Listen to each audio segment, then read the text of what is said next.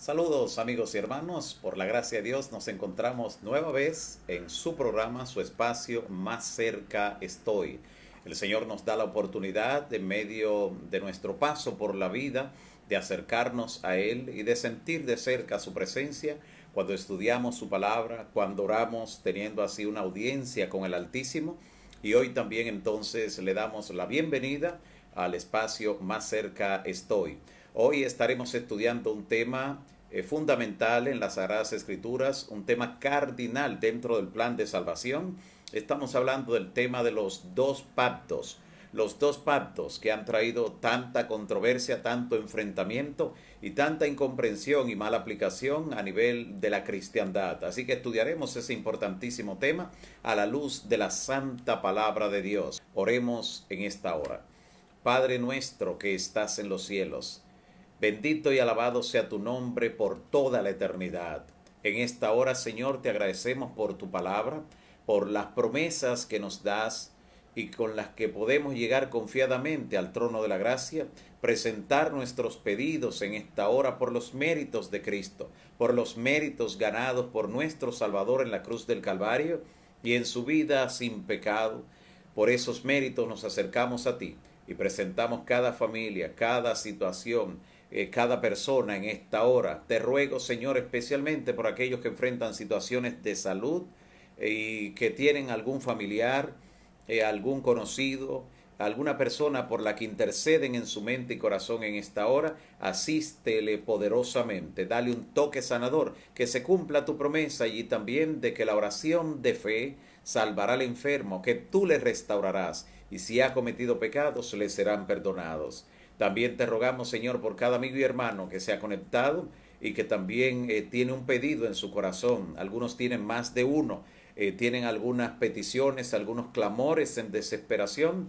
Asístele, Señor, como al escoger este espacio para estudiar tu palabra, sacar este momento, están dedicando primero el reino de Dios, que esas cosas que anhelan le lleguen por añadidura. Abre nuestro entendimiento para comprender el estudio de esta hora. En el nombre de Jesús. Amén, amén. Gracias nueva vez, amigos y hermanos, por acompañarnos en este estudio, en el marco de este espacio Más cerca estoy. Hoy estaremos estudiando, como ya hemos anticipado, sobre los dos pactos. Los dos pactos. La palabra pacto define convenio, define acuerdo y en algún momento puede ser hasta sinónimo de testamento. Así que aquí estamos hablando acerca de los dos pactos. ¿A qué se refiere esta terminología? Que resulta confusa para algunas personas con frecuencia. Bueno, los cristianos, muchos de ellos en la cristiandad, muchos cristianos tienen la comprensión con relación a los pactos basados en el siguiente concepto. El concepto que tienen es que la autoridad del Antiguo Testamento ya caducó. Ya no tiene absolutamente que ver nada en la vida del creyente, en la vida del cristiano. Y a menudo también entienden que la entrega de la ley por el Señor en el Sinaí, de su santa ley, eso contradice, se contrapone a lo que es el Evangelio. Y consideran también que el pacto dado allí en el Sinaí representa de alguna manera una era, una dispensación ya pasada, ya superada, en la cual Dios intentó justificar al ser humano mediante la obediencia de la ley, pero que no resultando esto, entonces Dios decide pasar a un nuevo pacto en el cual entonces Dios prueba con la gracia, habiendo desechado la ley. Sin embargo, esta no es la comprensión que la misma Biblia emite sobre los dos pactos y es por eso que decidimos estudiar este tema importantísimo. Así que lo que ellos entienden sobre los dos pactos es que, número uno, el antiguo pacto estaba basado en la ley de Dios. Y número dos, que el segundo pacto o el nuevo pacto está basado sencillamente en la gracia. Y aunque esa creencia es popular, es también antibíblica. Es popular, repito, pero es antibíblica. La salvación nunca la salvación ha estado basada en la obediencia a la ley o en ningún tipo de obra humana. Lo que tiene que ver con la salvación y el modo en que Dios la ofrece y en que el ser humano la recibe, lo vemos ejemplificado en la vida de dos adoradores bien tempranos en la historia de la humanidad, Caín y Abel. Encontramos cómo alguien trajo para la ofrenda, trajo el sacrificio que Dios había pedido.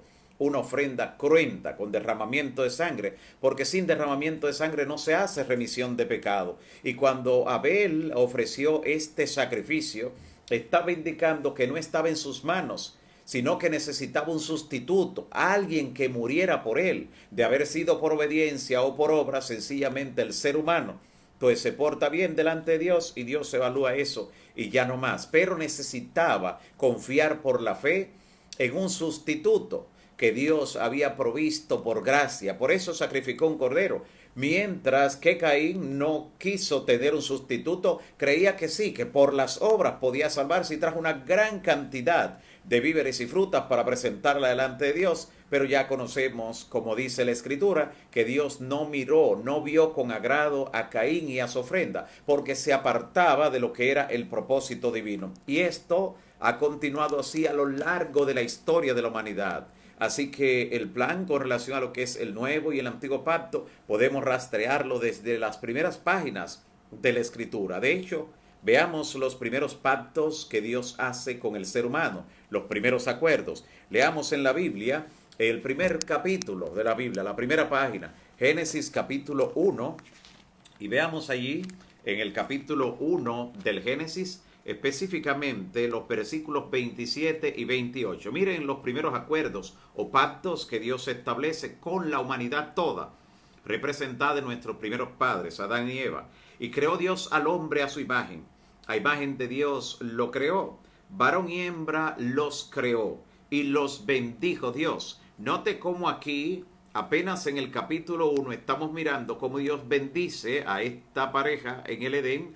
Luego de describir que creó al hombre y que varón y hembra los creó, dice, y los bendijo Dios. Depositó una bendición sobre ellos, algo que era típico de cuando Dios establecía un pacto, como vamos a ver en toda la Escritura.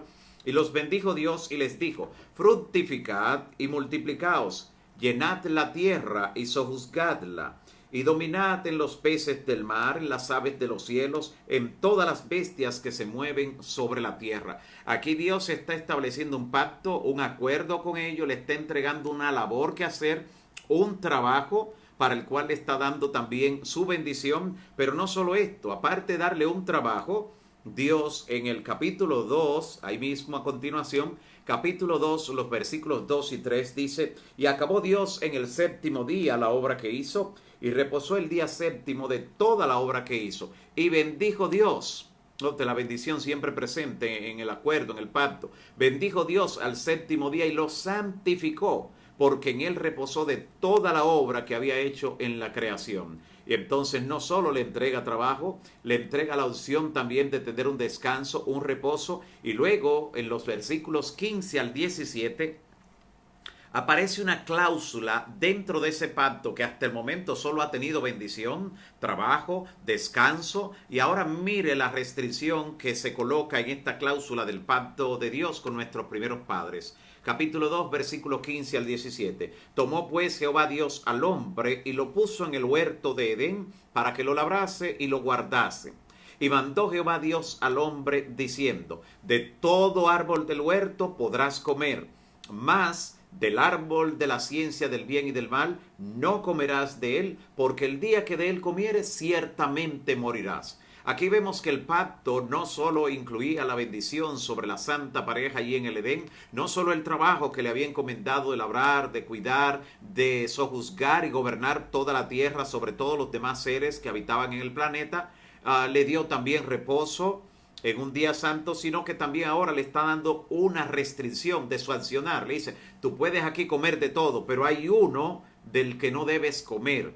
Y recuerde que en un pacto ambos deben cumplir. Así que el ser humano quebrantó ese pacto. El ser humano sí llegó a comer del fruto del árbol de la ciencia del bien y del mal. Dios no quería que el ser humano conociera el mal por experiencia, solo por la referencia que Dios le había dado. Pero lamentablemente ahora lo llega a conocer por experiencia. ¡Qué dolor! Y entonces a raíz de que el hombre cae y cede en el pecado, violentando el primer pacto que Dios estableció con él, entonces en el capítulo 3, capítulo siguiente, desde el versículo 12 encontramos algo sumamente interesante, lo que es la consecuencia de haber pues violado el pacto que Dios había establecido con ellos. Y el verso 15 finalmente dice, y enemistad pondré entre ti y la mujer, le está diciendo a la serpiente, al diablo, enemistad pondré entre ti y la mujer, entre tu simiente y la simiente suya. Esta te herirá en la cabeza, o sea, el descendiente de la mujer, refiriéndose a Cristo, que vendría, venido el cumplimiento del tiempo, le aplastaría la cabeza a la serpiente. A golpear, herir a la serpiente en cualquier otra área es simplemente herirla, pero golpearle en la cabeza es aniquilarla. Así que está diciendo, hay alguien que va a fulminar por completo, va a vencer al diablo, el que produjo la infección del pecado en este mundo, engañando a Adán y Eva. Hay alguien que vendrá, descendiente de la mujer, nacido de mujer, que destruirá finalmente a Satanás. Y entonces dice a la serpiente el Señor, pero tú le herirás en el calcañar, o sea, en el talón. O sea, cuando el hijo levantara el pie para pisar la cabeza a la serpiente, con la agilidad de la serpiente, le mordería el talón. Pero cuando él terminara de bajar el pie, definitivamente le destruiría. Ciertamente, cuando Cristo levantó sus pies sobre la tierra en la cruz, para así pisar la cabeza a la serpiente, al diablo, hizo que de Cristo se desprendiera un terrible dolor. Pero finalmente, cuando Cristo descendió de allí, descendió victorioso sobre el enemigo. Luego de ese pacto que Dios establece entonces para proveer un camino de salvación, note que lo que el ser humano merecía, según el pacto que Dios había establecido con Adán y Eva antes del pecado, que si comían del fruto iban a morir, del fruto de la ciencia del bien y del mal, entonces Dios ahora no lo destruye.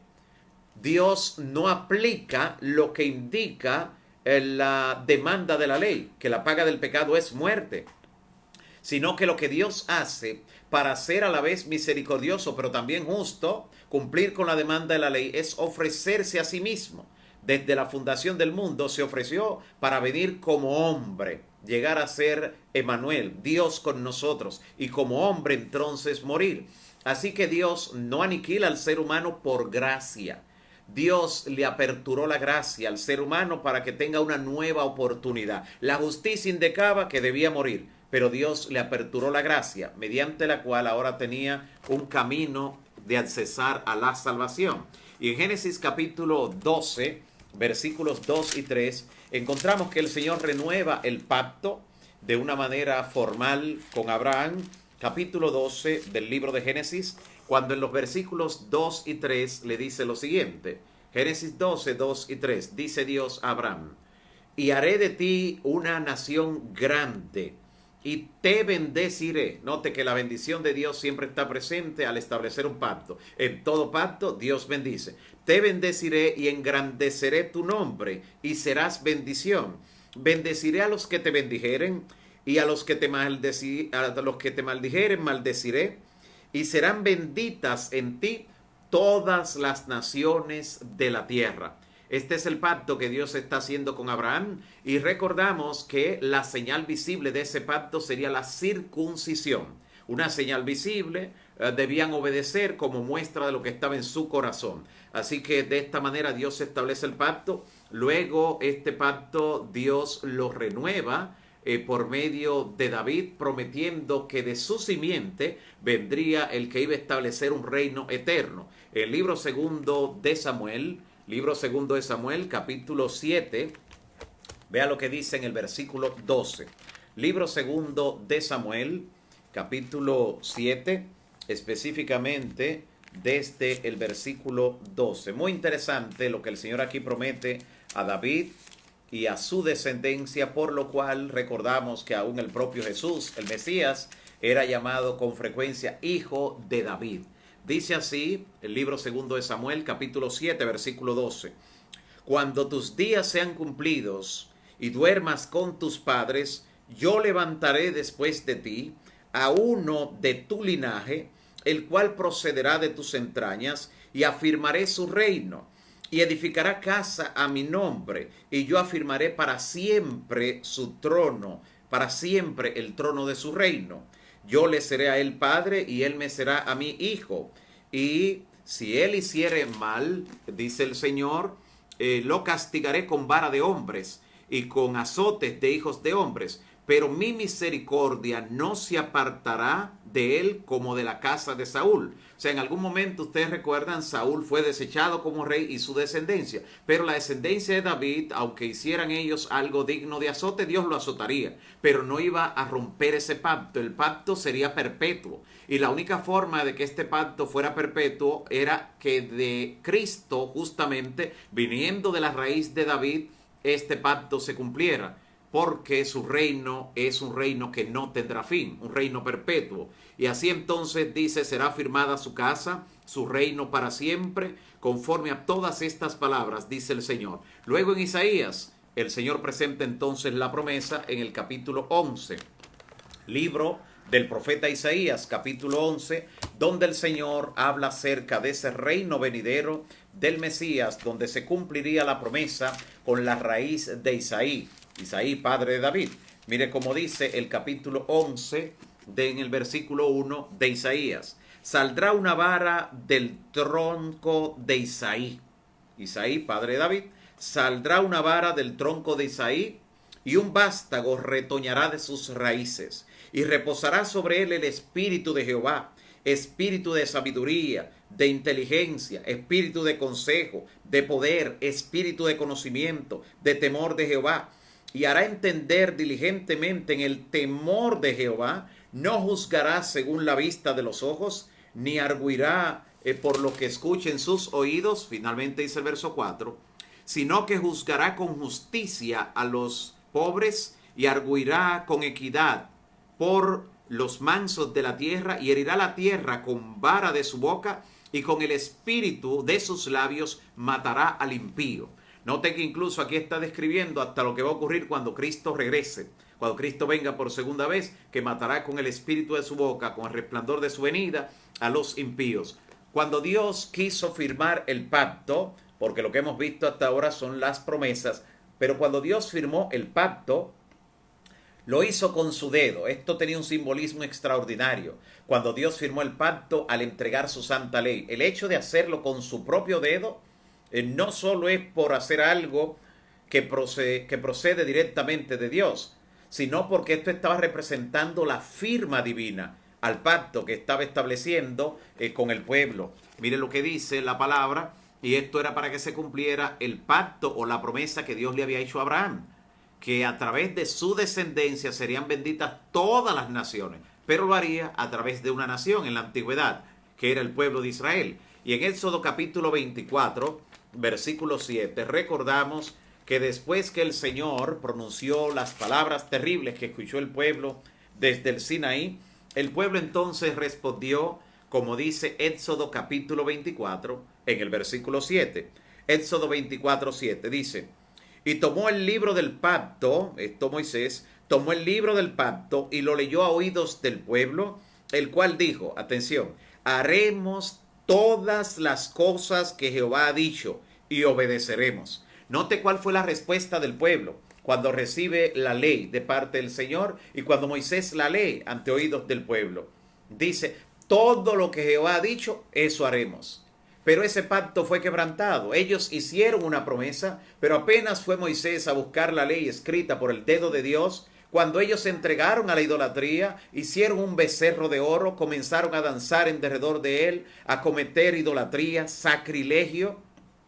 Ese primer pacto que Dios había firmado ahí, de hecho Moisés lo rompió contra el becerro de oro, quebró las tablas de la ley que Dios había escrito con su propio dedo, por lo cual Dios le da la orden luego de que talle de nuevo otras tablas de piedra como las primeras y que suba al monte para él escribir. La segunda no la escribió Moisés, como algunos creen, la escribió Dios y así lo indica la palabra. Así que el propio Dios escribió con su dedo esa ley inmutable donde estaba firmando el pacto. Pero ¿qué vemos de debilidad en este pacto? Porque el pueblo no cumple.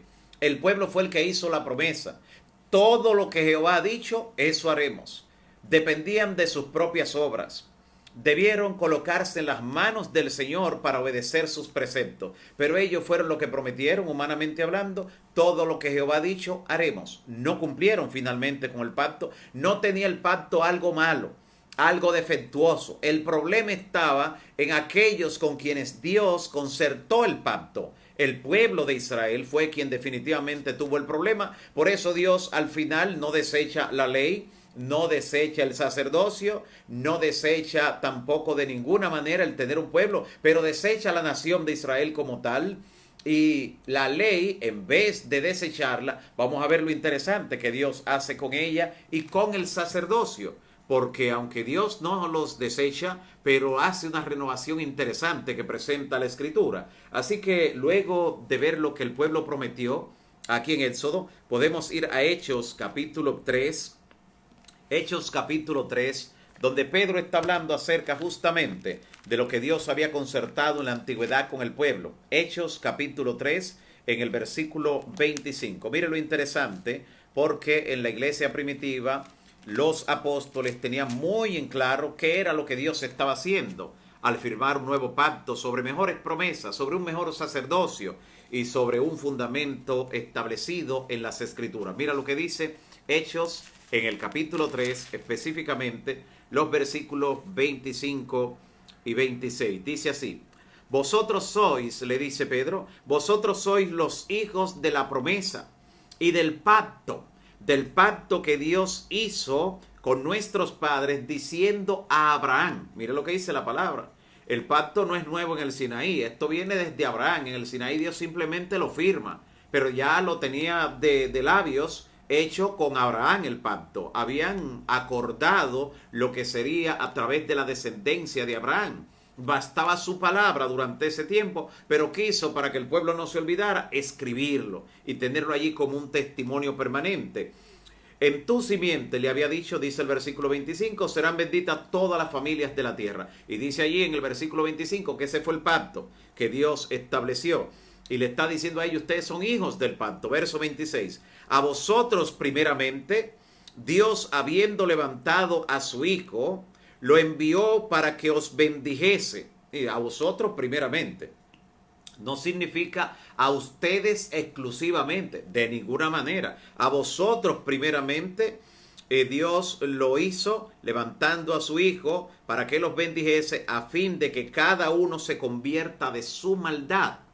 Eso se espera en el nuevo pacto, que cada uno se convierta de su maldad. Pero ¿por qué le dice a los judíos a ustedes primeramente? Recuerde, el propio Cristo había dicho a la mujer samaritana que la salvación viene de los judíos. O sea, el mismo Cristo procede también de los judíos. Cristo como hombre, conforme a la carne, también judío. Y por eso en la misión, como al pueblo de Israel, a la nación judía, se le estaba terminando el tiempo de gracia que Dios le había establecido en Daniel 9, 24 al 27, de las 70 semanas de años.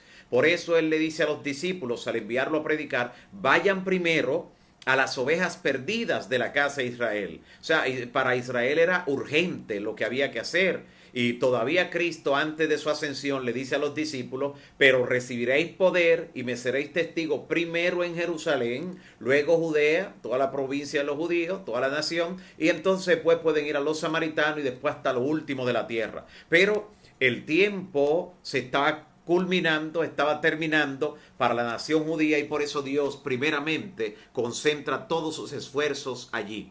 Ahora, este primer pacto que está basado, repito, sobre las promesas que Dios le hace a Abraham, de bendecir en él a todas las naciones de la tierra, que Dios la firma cuando entrega la santa ley de manera escrita, porque ya era conocida la ley y los mandamientos, como vemos en todo el libro de Génesis y en la primera parte del Éxodo antes de llegar al Sinaí.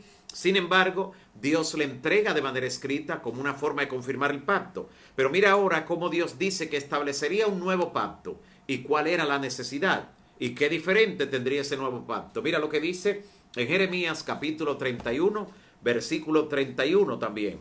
Una de esas citas fácil de recordar, Jeremías 31, 31. Mira lo que dice el Señor a través del profeta. He aquí que vienen días, dice Jehová el Señor, vienen días en los cuales haré un nuevo pacto. Atención, ahora Dios a través de Jeremías está anunciando que vendría el nuevo pacto con la casa de Israel y con la casa de Judá. no como el pacto que hice con sus padres el día que lo tomé de la mano para sacarlo de la tierra de Egipto. Está recordando ese pacto que Dios hizo cuando firmó, escribiendo su ley, y el pueblo dijo, todo lo que Jehová ha dicho, eso haremos, pero no cumplieron. Ni siquiera esperaron que descendiera Moisés con las tablas firmadas para ya entregarse a la idolatría, como hemos visto, por lo cual, de hecho, el Señor decidió sacar a una tribu entre todas para que intercediera en favor de sus hermanos, cuando originalmente en ese pacto, según el capítulo 19 del Éxodo, Dios quería que toda la nación fuera un reino de sacerdotes y gente santa, para que todo el pueblo intercediera a favor del resto de la humanidad, para bendecir a toda la familia, a todas las naciones de la tierra. Pero ahora, como el pueblo no es capaz de esperar el pacto firmado por Dios, no es capaz ni siquiera de esperar eso, cuanto menos de obedecerlo luego, Dios entonces decide levantar de entre sus hermanos a la tribu de Leví, que fue la única que se encontró que no había adorado el becerro de oro. Entonces Dios lo sacó aparte y le dijo, de ustedes saldrá el sacerdocio, ustedes van entonces a ocupar ese lugar para interceder en favor del pueblo. Todo esto hizo de alguna manera retrasar el ideal que tenía el Señor para con la humanidad a través de la nación de Israel. Por eso le dice, yo voy a hacer un nuevo pacto, no como el que hice cuando lo saqué de Egipto, allí a los padres de ustedes, porque ellos invalidaron mi pacto, dice el Señor. O sea, mire que el Señor no dice, ese pacto estaba mal, había que cambiarlo. No, porque el pacto fue hecho con el Señor. Simplemente una de las dos partes no cumplió. Y al no cumplir, ese pacto queda invalidado. Invalidaron mi pacto, aunque yo fui como si fuera un marido para ellos, dice Jehová, hablando acerca del cuidado y la entrega que tuvo para con la nación. Dice el verso 33, pero este es el nuevo pacto que haré con la casa de Israel después de aquellos días, dice Jehová. Daré mi ley en su mente y la escribiré en su corazón. Note que en el nuevo pacto Dios no está diciendo de ninguna manera que ya no tendrá validez la ley. Simplemente está diciendo que ya no se va a limitar a escribirla en tablas de piedra, en algo externo, sino que ahora la va a escribir en la mente y en el corazón. La ley. ¿Está notando lo interesante del nuevo pacto? Es por eso que muchas veces en el mundo religioso, en la cristiandad, algunos de ciertas denominaciones que opinan que no hay que obedecer ya al Señor a través de su ley, que tienen ciertos conceptos, es por eso que se quejan de que como miembros del pueblo remanente de Dios en los últimos días, hablamos mucho acerca de la ley, nos referimos mucho a los mandamientos de Dios y no tenemos otra alternativa. Porque ¿dónde está escrita la ley ahora en el nuevo pacto? En el corazón. ¿Y qué dijo Cristo? Que de la abundancia del corazón habla la boca. Alabado sea el nombre del Señor. Hay una razón para que la ley esté en nuestra boca. Hay una razón para que en la ley de Jehová meditemos de día y de noche. Y dice la palabra que los que hacen eso serán como árboles plantados junto a corrientes de agua, que da su fruto a su tiempo y su hoja no cae. Y todo lo que hace prosperará. Así que daré mi ley en su mente y en su corazón las escribiré. Y yo seré a ellos por Dios y ellos serán mi pueblo. Hay algo que define realmente al pueblo de Dios. Y es definitivamente los frutos que el Señor está estableciendo aquí al poner la ley ahora en la mente y en las tablas del corazón de una manera permanente. En Hebreos capítulo 8, el apóstol recalca esta verdad y dice en qué consiste el nuevo pacto. Ya estando en el Nuevo Testamento, mire lo interesante, posterior a la muerte de Cristo, Hebreos capítulo 8, versículo 10. La carta a los Hebreos, en el capítulo 8, verso 10. Y esto lo repite, de hecho, la palabra. Muy interesante. Capítulo 8, versículo 10. Dice lo siguiente en Hebreos. Por lo cual, este es el pacto que haré con la casa de Israel después de aquellos días, dice el Señor. Pondré mis leyes en la mente de ellos, y sobre su corazón las escribiré, y seré a ellos por Dios, y ellos serán mi pueblo. Note las mismas palabras que Dios dice a través de Jeremías, alrededor de unos 500, 600 años antes de Cristo, ahora la está recalcando ya en el primer siglo de la era cristiana a la iglesia primitiva por medio del apóstol, diciendo que en el nuevo pacto Dios escribe la ley en la mente y el corazón de sus hijos e hijas. ¿Por qué será? ¿Será porque ya no quiere obediencia de sus mandamientos? ¿Será porque cree que ya la ley no tiene validez, no tiene valor? ¿O será porque cree que la ley fue clavada en la cruz, como algunos dicen y repiten? De ninguna manera. La palabra de Dios establece claramente que la ley de Dios ahora está en el corazón, porque del corazón, de la abundancia de él, de eso habla la boca. Mire lo que dice Gálatas, también escrita por el apóstol Pablo. Gálatas capítulo 4, mira lo que dice desde el versículo 22. Y este texto es interesante porque este de los textos que hablan de los dos pactos en el mismo pasaje. Y mira a qué compara los dos pactos el apóstol Pablo cuando escribe a los Gálatas en el capítulo 4, Gálatas capítulo 4, versículo 22. Mira lo que dice. Aquí habla, repito, de los dos pactos. Gálatas 4:22. Porque está escrito que Abraham tuvo dos hijos, uno de la esclava, de Agar, y otro de la libre, de Sara. Pero el de la esclava nació según la carne, pero el de la libre por la promesa. Lo cual es una alegoría, dice el apóstol Pablo. No está diciendo que no ocurrió de verdad en la historia. Lo que está diciendo que eso ahora representa, es tomado como una alegoría ahora, pero fue un hecho histórico. Lo cual es una alegoría, pues estas mujeres, Sara y Agar, son los dos pactos. Oiga lo que está diciendo la Biblia. Sara y Agar representan los dos pactos y las dos tuvieron cada una un hijo. Y es interesante entonces que estas dos mujeres representan los dos pactos. El uno proviene del monte Sinaí, el cual da hijos para esclavitud. Esto es Agar. Y entonces dice, porque Agar es el monte Sinaí en Arabia. Es el nombre, Agar. Y corresponde a la Jerusalén actual.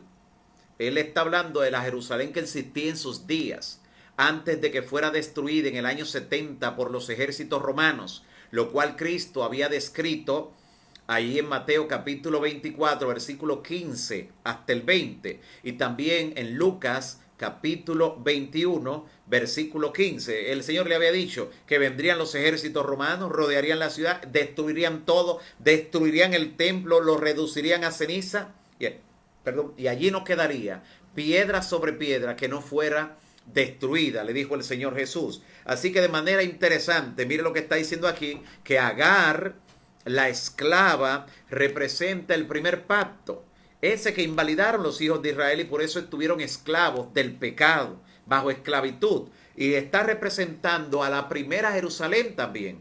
Agar representa al pueblo que no obedeció el pacto, que anduvo en la carne, porque el hijo de ella fue conforme a la carne, no conforme a la promesa. No fue que ese no fue el hijo que Dios le prometió, Ismael, ese fue por la carne. Se fue por Abraham obedecer a Sara, que le dijo, júntate a ella para que tenga un hijo. Pero el de la promesa era Isaac.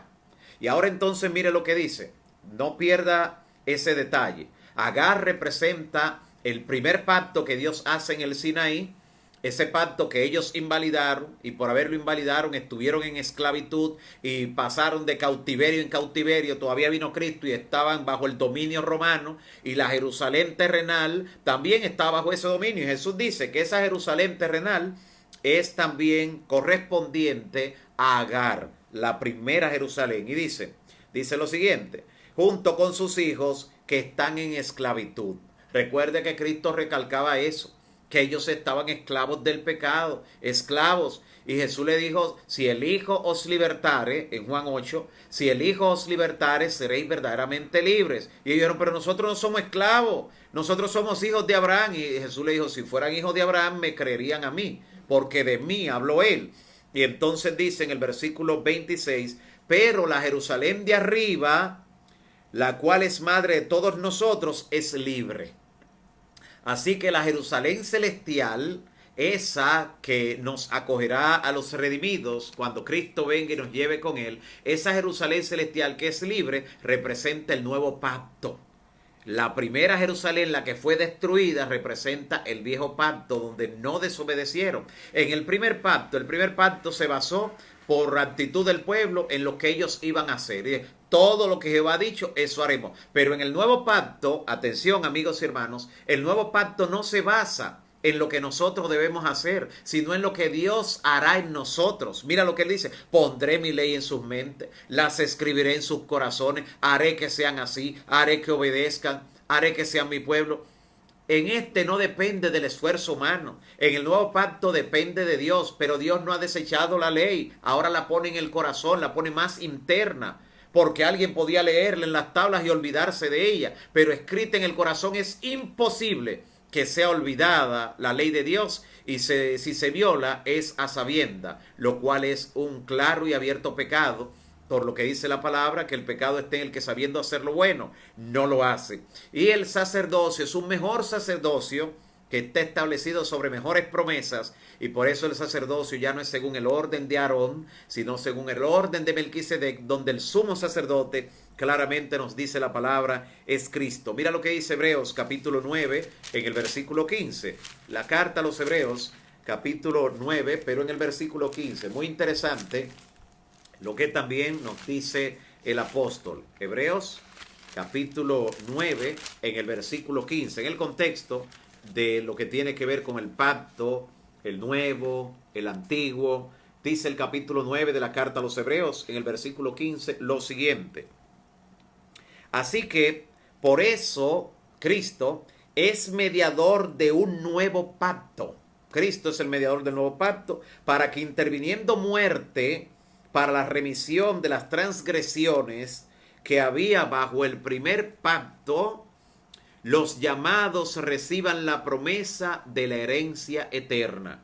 Cristo murió justamente para pagar esas deudas que desde el antiguo pacto fueron acumulados, porque los que iban al santuario, al templo, y sacrificaban un cordero, lo hacían confiando en el que habría de venir. Hoy nosotros confesamos nuestros pecados y lo abandonamos, pero lo confesamos y nos arrepentimos en el cordero que ya vino, ejerciendo fe en el cordero que vino. Pero ellos antes de Cristo lo hacían en el cordero que había de venir. Ellos miraban al futuro, nosotros miramos hacia el pasado, en ese sentido, al cordero de Dios que quita el pecado del mundo. En el capítulo 12 versículo 24 también de esta carta a los Hebreos dice lo siguiente: Jesús, el mediador del nuevo pacto, y a la sangre rociada, esa sangre que Cristo derramó, que habla mejor que la de Abel. Note con quién conecta la sangre que derramó Cristo: con el primero que, ejerciendo fe en él, sacrificó un cordero, y por su obediencia, por su fe, finalmente fue perseguido y muerto. Con Abel. Jesús es el mediador de ese pacto que Dios ha establecido desde el principio con aquellos que le obedecen, con aquellos que están dispuestos a seguir su palabra. Y en 2 Corintios 3:14, por eso el apóstol Pablo dice lo siguiente: 2 Corintios capítulo 3 en el versículo 14. Mira lo que dice la palabra: pero el entendimiento de ellos, refiriéndose al pueblo judío que rechazó a Cristo, pero el entendimiento de ellos se embotó, se puso voto, porque hasta el día de hoy, cuando leen el antiguo pacto, les queda el mismo velo no descubierto, el cual por Cristo es quitado. Note que está diciendo, aquellos que aceptan a Cristo, Cristo le quita ese velo que le impide ver la realidad, que le impide ver lo que Cristo realmente hizo por ellos, y cómo todo era representado por los corderos, por los machos cabríos, por los becerros. Todo lo que era sacrificado representaba a Cristo, pero ellos se conservan con el velo y no pueden ver la realidad de lo que se cumplió en Cristo. Pero dice que por Cristo ese velo es quitado. ¿Sabe lo que algunos interpretan cuando dice aquí que por Cristo es quitado? Dice que fue la ley que fue quitada.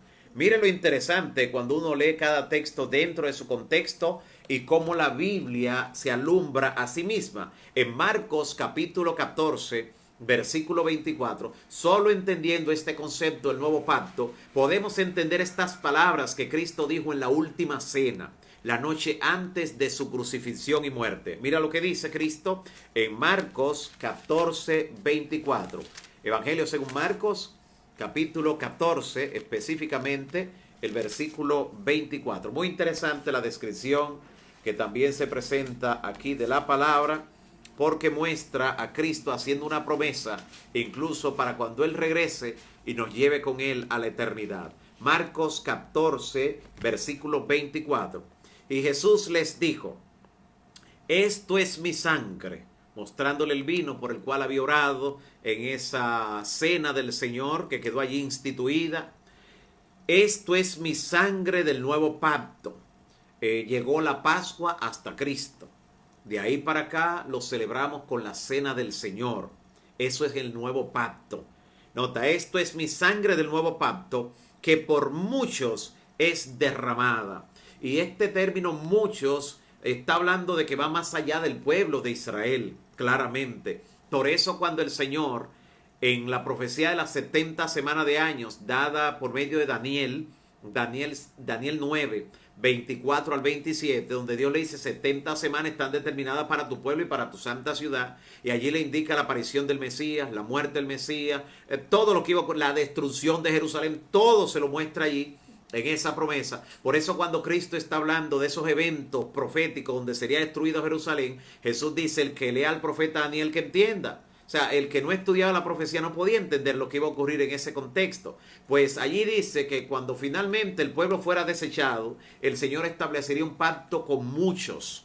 Así dice en Daniel capítulo 9, 24 al 27. Y establecerá el pacto con muchos, refiriéndose a los gentiles, a todos aquellos que de todas las naciones le acepten. Y por eso ahora cuando Cristo dice de que el nuevo pacto ahora está siendo derramado, esa sangre de Él por muchos, no se limita a la nación de Israel. Y en el versículo siguiente dice: de cierto os digo que no beberé más este fruto de la vid hasta aquel día que lo beba nuevo con vosotros en el reino de los cielos. Así que el pacto nuevo que Cristo suscribió con su iglesia, con su pueblo, está sobre mejores promesas. Él mismo nos espera, Él mismo vendrá a buscarnos, y cuando nos lleve con Él a la patria celestial podrá brindar la victoria que obtuvo sobre el pecado y que nosotros también lograremos por su gracia. Hebreos capítulo 11 versículos 17 y 18 nos dice, arribando ya a esta parte final, Hebreos capítulo 11 versículos 17 y 18 dice lo siguiente: por la fe Abraham, cuando fue probado, recuerde que a él fue que se le entregó el pacto, cuando fue probado ofreció a Isaac, y el que había recibido las promesas ofrecía a su primogénito, sabiendo y habiéndosele dicho: en Isaac te será llamada descendencia. ¿Qué requirió Abraham para obedecer de esa forma irrestricta? Requirió fe. Se le hizo la promesa en su hijo y sin embargo se le pidió que sacrificara a ese hijo. Qué interesante. Pero en el capítulo 6 versículo 13 de esta misma carta a los Hebreos, capítulo 6 versículo 13, mire lo interesante que describe también el apóstol. Capítulo 6 de Hebreos versículo 13. Porque cuando Dios hizo la promesa a Abraham, al concertar el pacto, claro, no pudiendo jurar por otro mayor, juró por sí mismo. O sea, ¿por quiénes juran normalmente o juraban los hombres cuando concertaban un pacto? Juraban por Dios. Pero cuando Dios le quiere asegurar a Abraham: mire, esto se va a cumplir, este pacto es seguro, dice el apóstol, como Dios no encontró uno mayor que él para jurar, dijo: bueno, pues juro por mí mismo. Y juró por sí mismo, dice la palabra. Y en el versículo 18 dice: para que por dos cosas inmutables, dos cosas que no se pueden cambiar, la promesa de Dios y el juramento que hizo. Porque Dios no es hombre para que mienta, ni hijo de hombre para que se arrepienta. Por dos cosas inmutables en las cuales es imposible, no difícil, imposible que Dios mienta, tengamos un fortísimo consuelo: lo que hemos recibido, lo que hemos aceptado también, lo que hemos llegado a aceptar, esta esperanza puesta delante de nosotros. Y dice el verso siguiente: la cual tenemos como segura y firme ancla del alma, y que penetra hasta dentro del velo, allí en el santuario donde está Cristo, donde Jesús entró por nosotros como precursor. ¿Qué significa? Que Él entró primero, pero allá nos espera. Entró como precursor. Por eso Él mismo dijo: esto es la sangre del nuevo pacto, en Marcos 14:34, la cual es derramada por muchos, y no la beberé de nuevo hasta que la beba con ustedes nueva ya en el reino de los cielos. Él entró como precursor, hecho sumo sacerdote para siempre, según el orden de Melquisedec. ¿Y a quién fue que se le apareció Melquisedec? ¿Recuerda, amigo y hermano? A Abraham.